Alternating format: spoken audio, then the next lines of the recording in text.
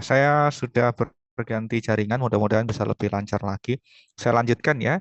Jadi hari ini kita akan membahas secara bersama-sama eh, bagaimana cara pengisian formulir efek samping obat ya menggunakan eh, form ISO.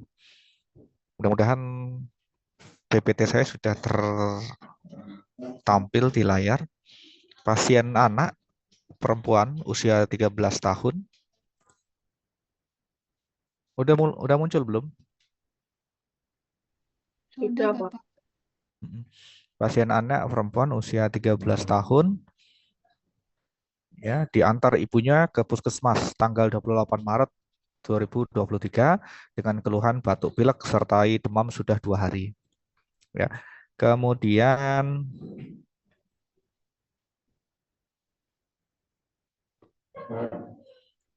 pasien memperoleh resep ya amoksisilin antibiotik, paracetamol antipiretik, mebidrolin apa disilit, ambroxol dan dexa ya serta pseudoephedrine dan juga tripolidin HCl.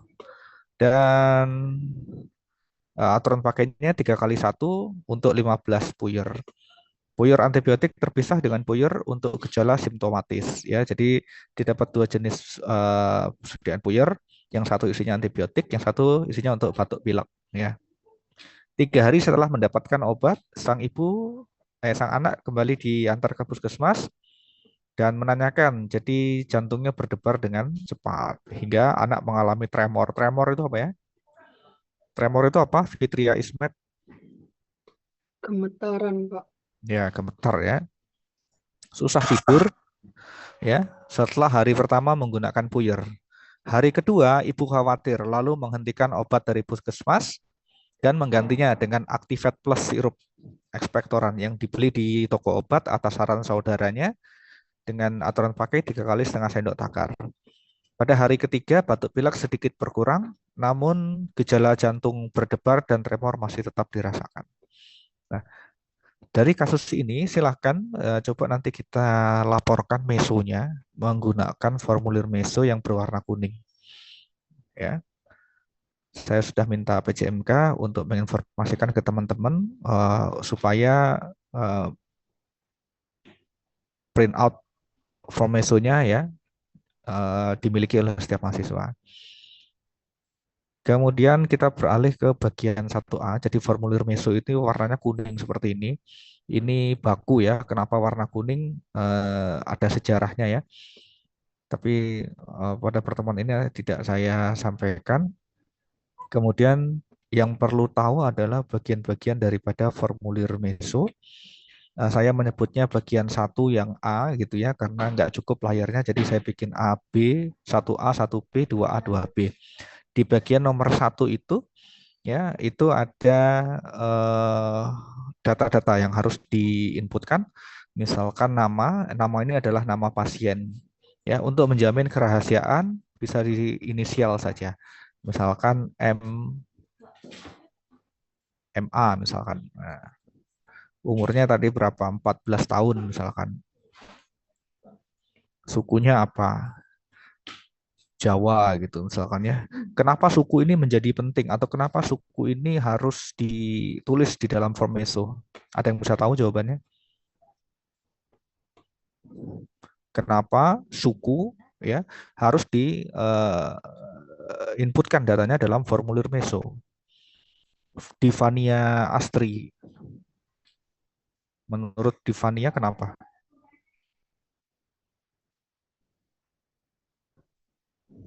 Izin menjawab Bapak, mungkin terkait tradisi ada yang berbeda seperti itu Bapak.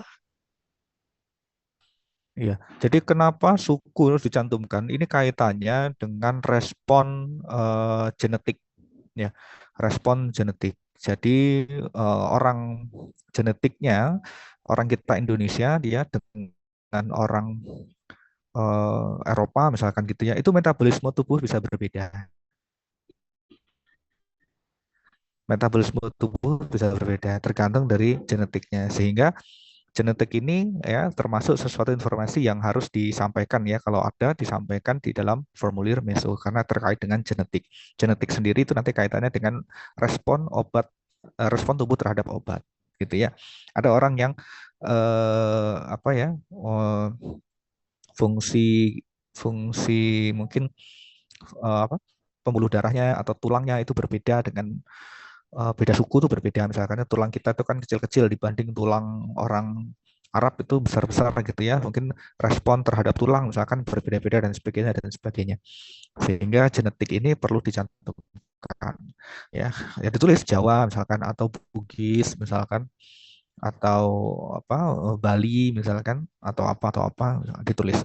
Kemudian berat badan ditulis jika ada ya pekerjaan ini pelajar. Nah, jelas ya hamil tidak hamil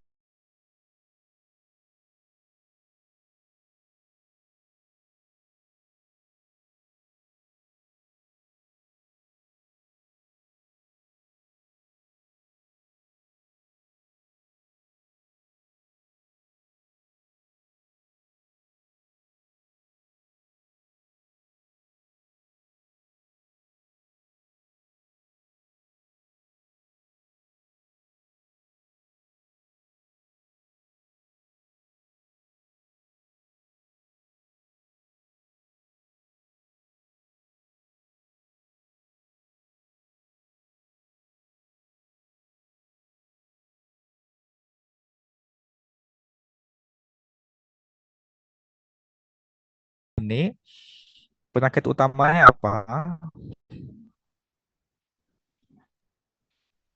Batuk pilek dan demam. Ya, jadi utamanya adalah batuk pilek ya. Bagaimana kesudahan penyakit utama?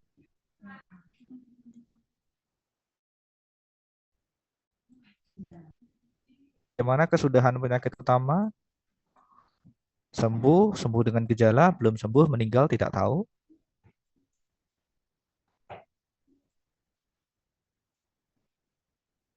Oh, ini harus ditunjuk ini kayaknya nih ya.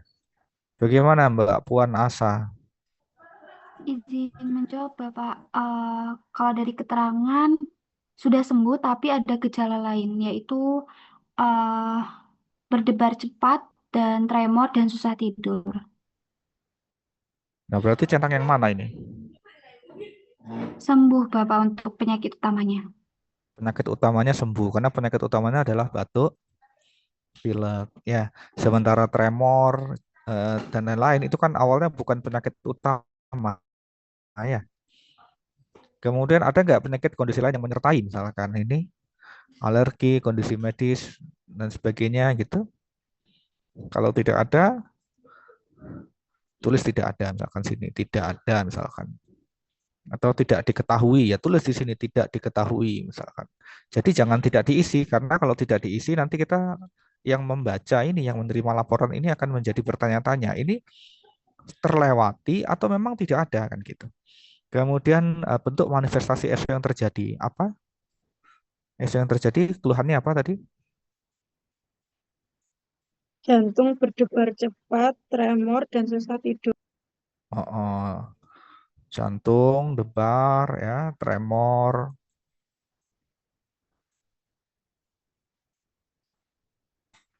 Kemudian adakah masalah dari kualitas obat?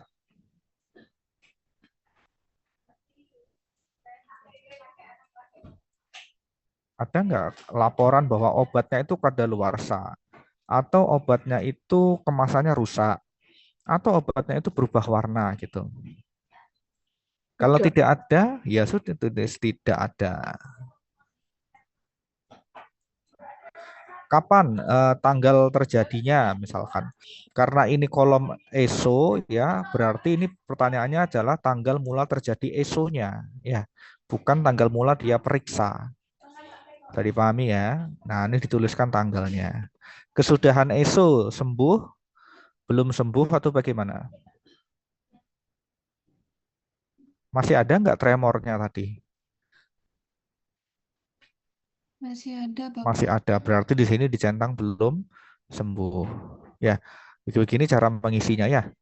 Nah, kemudian dilanjut kepada ya. Bagian selanjutnya ini terkait dengan data obat yang digunakan. Nah, obat yang digunakan apa saja? Dituliskan tadi, racikan tadi Amox misalkan ya. Amox, terus tripolidin gitu ya. Isi racikan tadi dituliskan semua ya. Kemudian bentuk sediaan puyer, puyer, puyer, puyer, puyer gitu ya. Nah, ini ada obat CKN. Jika ada obat CKN, ada obat CKN beri tanda. Apa maksudnya ini? CKN itu apa ya? Rina Amalia Zakiroh.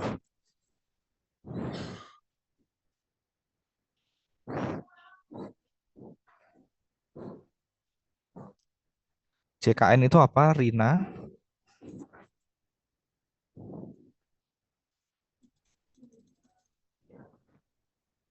Obat yang ditanggung atau dijamin oleh BPJS Kesehatan. Jadi JKN itu Iya. Jaminan Kesehatan Nasional. Oh iya betul ya. Apa maksud dan tujuan kok harus dikasih tanda ini obat CKN atau bukan? Menurut Mas Dani bagaimana?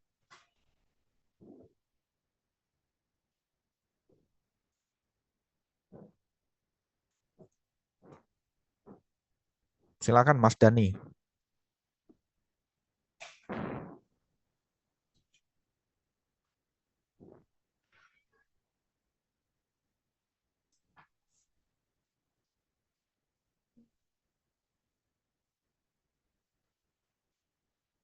Bagaimana Mas Dani? Menurut Mas Dani, kenapa obat JKN harus ditandain di sini?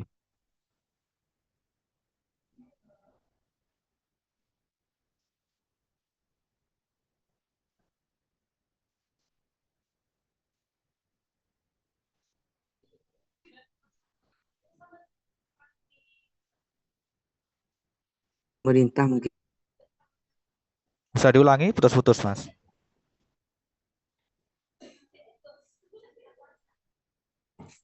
ditandai dengan JKN mungkin karena itu Pak, biar tahu kalau obat tersebut itu dibiayai oleh pemerintah.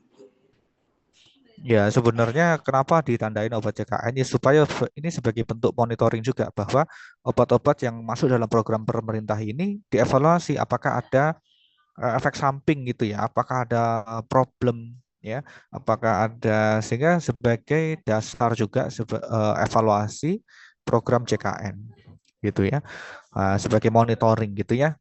Nah, kalau ada dicentang, kalau tidak ada tidak usah.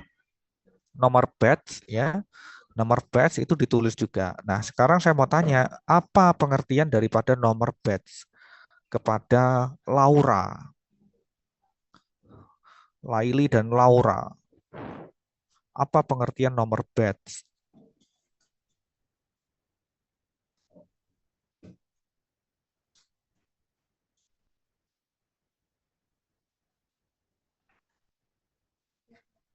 Silakan, Laili dan Laura.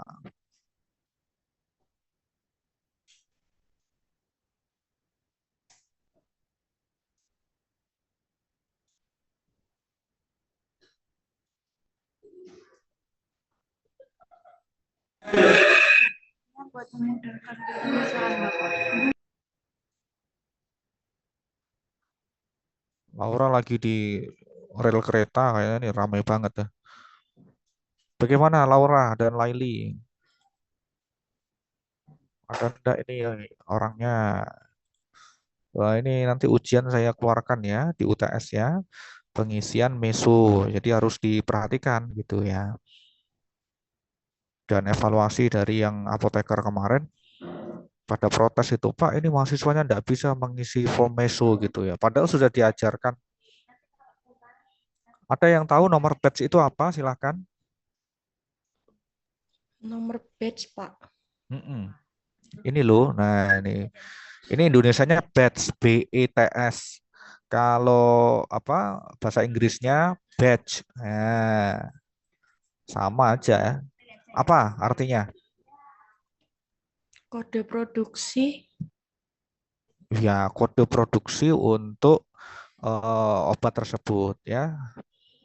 Jadi ini juga salah satu untuk mengidentifikasi apakah ini yang bermasalah obat yang diproduksi pada kode tertentu saja atau semua obat kan begitu ya.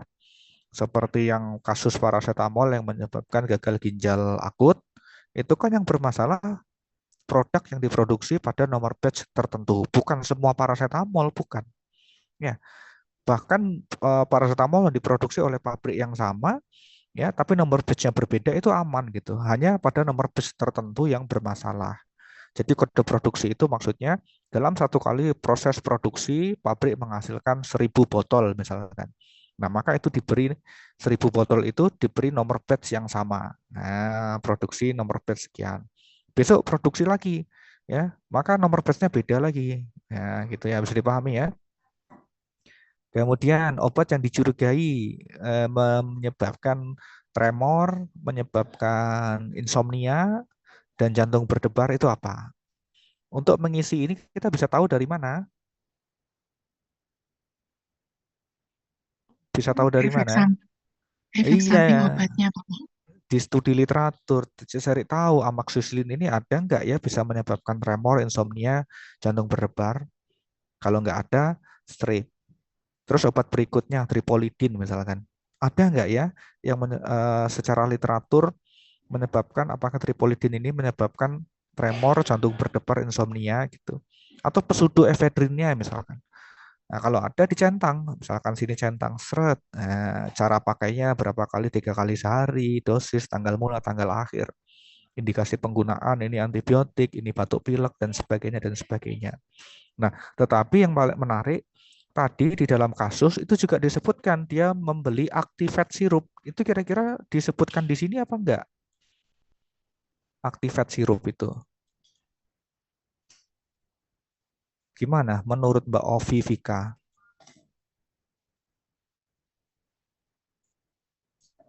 Apakah Activate sirup harus dituliskan juga di sini atau nggak usah? Cukup yang obat dari puskesmas saja, Mbak Ovi?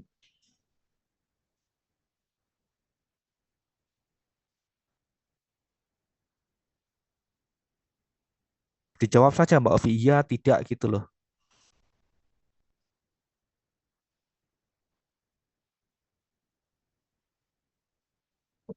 Cukup yang di puskesmas, Bapak. Nah, alasannya apa? Kenapa Activate tidak disebutkan? Bukankah Activate ini juga digunakan oleh pasien?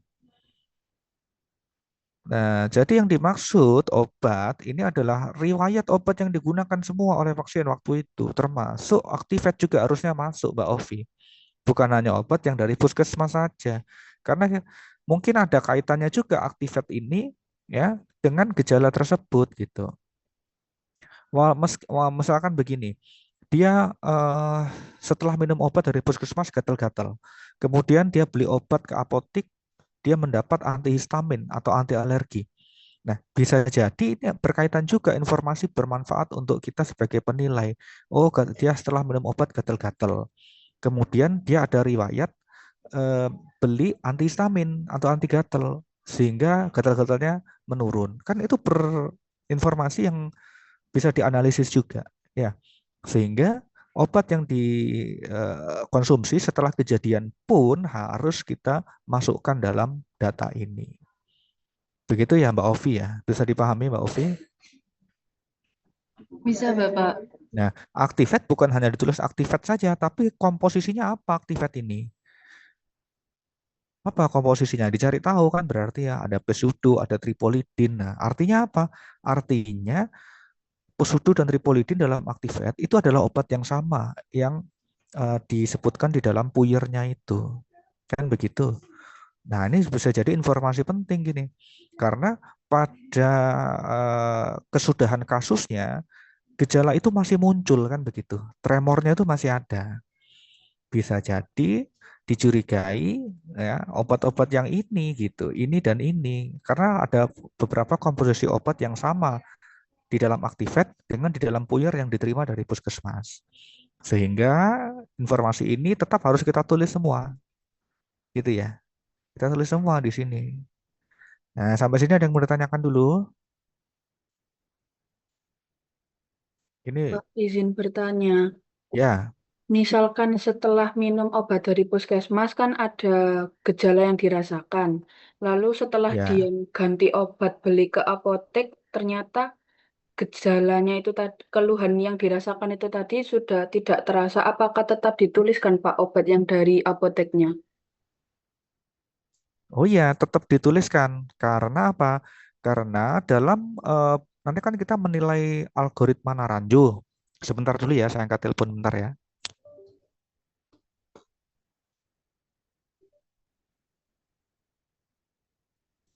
Halo, Bu. Telepon.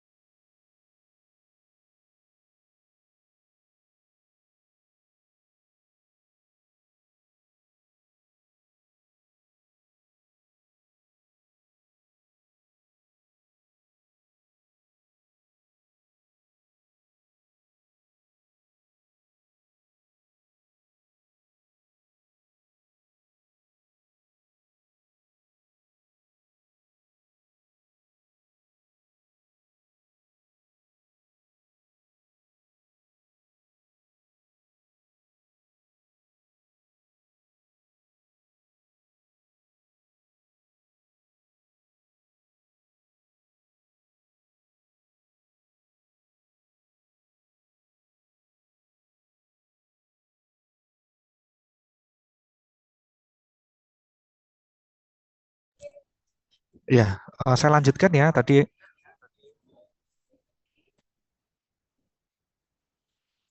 kan ada pertanyaan ya. Suara saya kedengeran? Terdengar Bapak. Jadi tadi ada pertanyaan kalau ada kasus dapat obat dari puskesmas, kemudian dirasakan gejala. Setelah itu dia beli obat di apotek untuk mengatasi gejala tersebut. Apakah data obat yang dibeli di apotek harus dimasukkan? Jawabannya iya. Kenapa? Karena di dalam algoritma Naranjo itu kan nanti ada pertanyaan, apakah gejala membaik setelah antagonis diberikan kan gitu. Apakah gejala membaik setelah obat antagonis diberikan? Misalkan gejalanya itu adalah alergi gatal-gatal, ya. Berarti kan pertanyaannya apakah gatal-gatalnya itu hilang setelah obat untuk mengatasi anti gatalnya itu diberikan. Nah, makanya ini dimasukkan di dalam sini gitu. Bisa dipahami jawaban saya? Bisa Bapak, terima kasih. Ya. Kemudian masuk ke bagian yang ini, keterangan tambahan, misalkan kecepatan timbulnya efek samping ya setelah atau reaksi setelah obat dihentikan, pengobatan yang diberikan untuk mengatasi ESO. Nah, ini pengobatan yang diberikan untuk mengatasi ESO. Berarti kan informasinya harus kita cantumkan. Ya. Nah, satu-satu misalkan. Kecepatan timbulnya efek samping obat. Ya, 1 hari kan selangnya kan tadi. 1 hari. Selang 1 hari ya setelah pasien mengkonsumsi puyer racikan dari puskesmas, efek samping yang dirasakan muncul. Gitu. Kemudian reaksi setelah obat dihentikan. Setelah puyer dihentikan, apakah reaksinya apa namanya hilang atau bagaimana? Ternyata tetap ada. Setelah puyer dihentikan, reaksi tetap ada. Ya, apakah ada pengobatan yang dilakukan untuk mengatasi ESO? Tidak ada obat yang digunakan untuk mengatasi ESO-nya, ya, tetapi pasien mengkonsumsi obat lain untuk mengatasi keluhan utama, kan begitu. Dan ESO-nya tetap dirasakan. Nah, tanggal periksa lab kalau ada data lab ya, kalau nggak ada nggak usah. Tanggal periksa berapa, baru pelapornya siapa. Ya, sampai sini ada yang mau ditanyakan?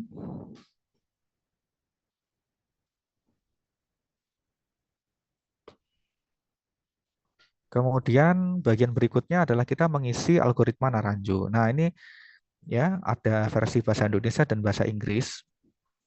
Yang pertama, ini tolong disimak ya.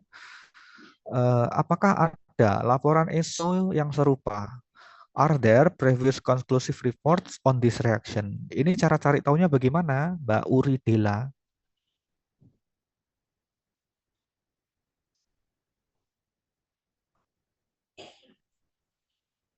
Mbak Uri Dela. Cara mengetahui apakah ada laporan ESO yang serupa, gimana carinya?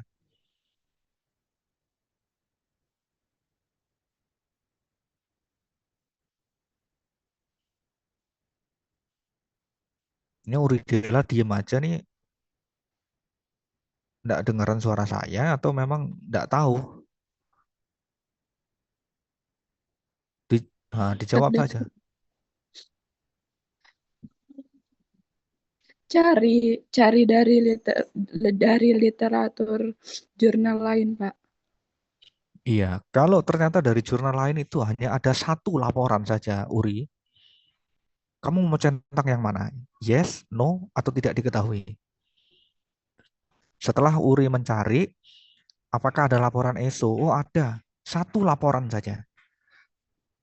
Ketemu 1 saja jurnalnya. Sekarang Uri mau centang yang mana? Iya, tidak, atau tidak diketahui?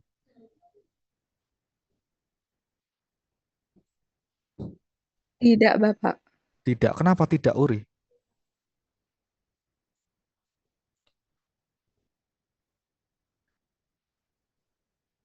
Kenapa Uri memilih mencentang tidak? Padahal ada 1 laporan ya, yang menyebutkan ada curigai obat pseudo misalkan ya menyebabkan tremor, jantung berdebar dan insomnia.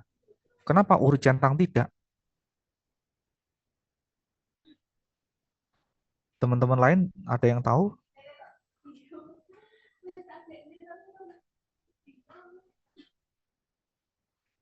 Berlian indah.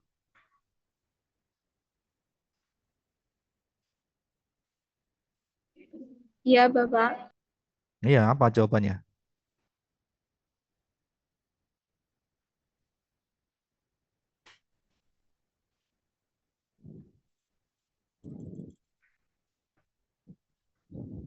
Karena jurnalnya harus lebih dari 2. Iya, jadi dikatakan ada itu kalau jurnalnya lebih dari 2. Kalau 1 ya itu cuma dianggap sebagai tidak, kan sudah dijelaskan kemarin ya di PPT juga ada. Ya, ya benar jawabannya Uri ya dan Dela ya. Kemudian apakah efek samping obat terjadi setelah pemberian obat yang dicurigai? Jelas iya gitu ya. Ya ini no, ini iya misalkan ini ada lebih dari 2 laporan misalkan. Kemudian, apakah efek samping membaik setelah obat dihentikan atau antagonis khusus diberikan? Diberikan nggak antagonis khususnya?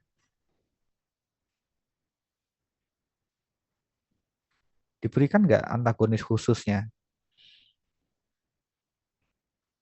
Obat untuk mengatasi tremor, insomnia, dan jantung berdebar diberikan nggak dalam kasus tadi?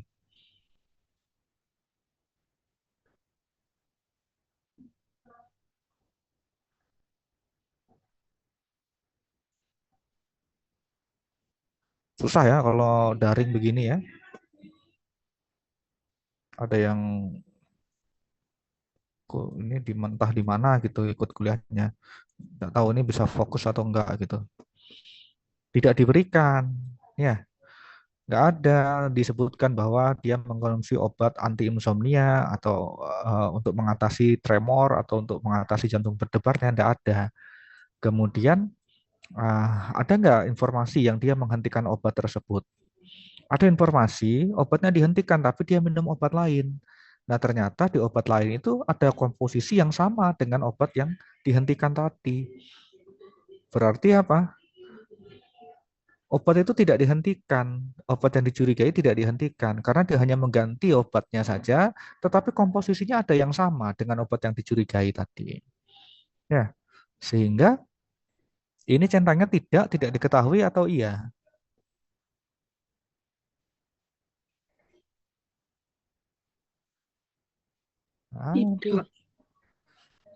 Tidak. Tidak diketahui. Yang ini sebenarnya bukan tidak. Ya karena tidak dilakukan memang. Dia tidak menghentikan obat. Dia hanya mengganti obat tapi komposisi obatnya tetap sama. Ya. Dan dia juga tidak mengkonsumsi antagonisnya sehingga ini tidak diketahui gitu.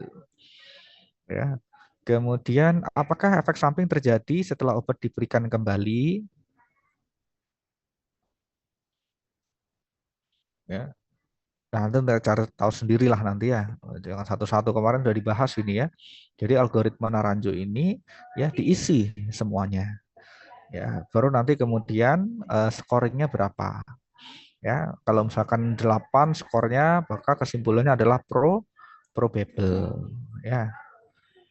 Kira-kira begitu cara mengisinya, bisa dipahami ini.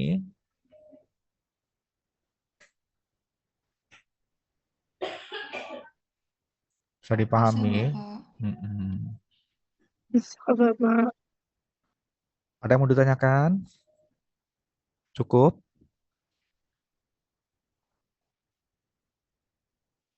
Saya akan keluarkan ujian ini di UTS ya, cara mengisi algoritma Naranjo. Silakan dipelajari termasuk bahasa Inggrisnya. Ya, baru bagian terakhir ini adalah formulir ini dikirimkan ke alamat berikut ya. Ini baku ya. Kemudian nama pengirimnya siapa, pelapornya ya, misalkan nama kita ya, apoteker, instansi klinik apa atau rumah sakit apa, alamatnya, nomor telepon. Ini dikirimkan. Kalau dulu kirimkan dalam bentuk fisik, tapi sekarang bisa dalam bentuk elektronik. Ya, ada websitenya tersendiri. Nah, cukup hari ini. Ada yang mau ditambahkan lagi? Ada yang menanyakan yang belum jelas? Saya sudah juga mengirimkan PPT. Di dalam PPT saya itu ada beberapa kasus. Silakan dipelajari kasus itu, mungkin bisa keluar di UTS nanti. Saya rasa cukup untuk hari ini. Kalau tidak ada, terima kasih sudah hadir. Saya akhiri. Wassalamualaikum warahmatullahi wabarakatuh. Waalaikumsalam warahmatullahi wabarakatuh. Terima kasih, Bapak. Bapak. Waalaikumsalam warahmatullahi wabarakatuh. Terima kasih, Bapak.